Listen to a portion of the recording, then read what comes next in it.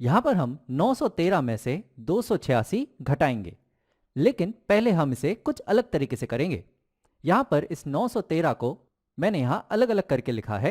ये जो सैकड़े के स्थान पर 9 है, ये है 900, दहाई के स्थान पर जो 1 है वो है 10, और इकाई के स्थान पर जो 3 है वो है 3। तो ये है 900 धन 10 धन 3 यानी कि 913। और उसी तरह से मैंने 286 को अलग अलग करके लिखा है 200 धन 80 धन 6, 286। और इस 913 में से हम ये 286 को घटाएंगे। तो यहां पर हम इसे एक एक स्थान करके घटाएंगे। तो पहले बात करते हैं इकाई के स्थान की। तो इकाई के स्थान पर यहां पर हमें 3 में से 6 घटाना है। 3 तो छोटी संख्या है जिसमें से हमें एक बड़ी संख्या घटानी है, ये तो मुमकिन नहीं है। और यही दिक्कत हमें यहां दहाई के स्थान पर भी मिलती है।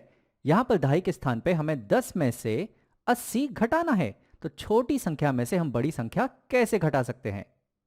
तो ये करने के लिए तो हम दूसरे स्थान से कुछ उधार लेते हैं। तो अगर हम बात करें इकाई के स्थान की, तो यहां पर जो 3 है वो छोटी संख्या है, 6 बड़ी संख्या है। यहां पर 3 में से 6 घटाना मुमकिन नहीं है। तो हम एक काम करते हैं, हम यहां दहाई के स्थान के पास जाते हैं और यहां से एक दहाई उधार ले लेते हैं। तो यहां पर रह जाएगा 0, और ये 10 अगर हम इस इकाई के स्थान को दे देंगे तो ये 10 और ये 3 ये कुल हो जाएंगे 13। तो ये हो जाएंगे 1 और 3, 13, और 13 में से 6 हम घटा सकते हैं। तुम ध्यान दो तो यहां पर संख्या बिल्कुल नहीं बदली है, यह है 900 धन 0 धन 13 यानी कि 913। बस फायदा ये हो गया है कि अब इस 13 बड़ी संख्या में से ये छोटी संख्या 6 हम घटा सकते हैं। हाँ, यहां पर ये जोड़ने का चिन्ह है, पर बाहर यहां पर एक घटाने का चिन्ह देके रखा है जो इन सबके लिए लागू है।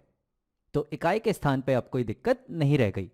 अब अगर दहाई के स्थान की बात करें तो यहां पर तो दिक्कत बढ़ चुकी है, क्योंकि यहां पर हमें 0 में से 80 घटाना है, जो मुमकिन नहीं है। तो हम यहां सैकड़े के स्थान पर जाएंगे और यहां से एक सैकड़ा उधार ले लेंगे। तो ये जो 900 है ये यहां पे बन जाएगा 800, और एक 100 हम यहां पे उधार ले लेंगे तो यहां आ जाएगा ये 100। तो अगर ध्यान दो तो यहां पर भी संख्या बदली नहीं है, ये है 800 धन 100 धन 13 यानी कि 913।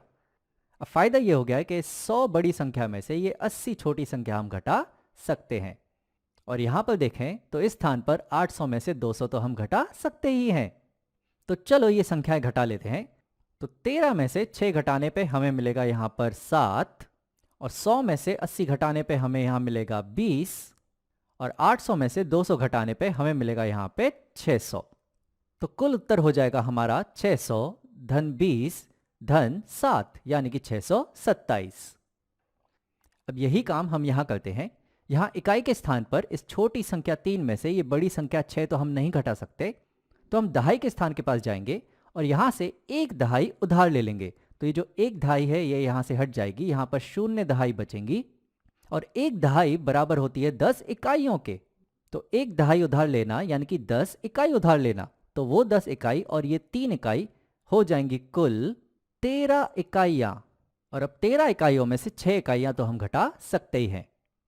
यहां दहाई के स्थान पर हमें 0 दहाइयों में से 8 दहाइयां घटानी है, जो मुमकिन नहीं है। तो हम सैकड़े के स्थान पर जाएंगे और यहां से एक सैकड़ा उधार ले लेंगे। तो ये 9 सैकड़े बन जाएंगे 8 सैकड़े, और यहां से जो एक सैकड़ा उधार लिया है वो एक सैकड़ा बराबर होता है 10 दहाइयों के। तो वो 10 दहाइयां और ये 0 दहाइयां यहां पे कुल हो जाएंगी 10 दहाइयां, और 10 दहाइयों में से 8 दहाइयां तो हम घटा सकते ही हैं, और 8 सैकड़ों में से 2 सैकड़े हम घटा सकते ही हैं। तो चलिए इन्हें घटा लेते हैं। तो 13 इकाइयों में से 6 इकाइयां घटाने पर हमारे पास बचेंगी 7 इकाइयां।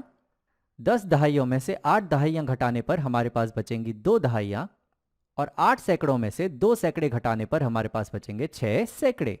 तो 913 में से जब हम 286 घटाएंगे तो हमें मिलेंगे 627।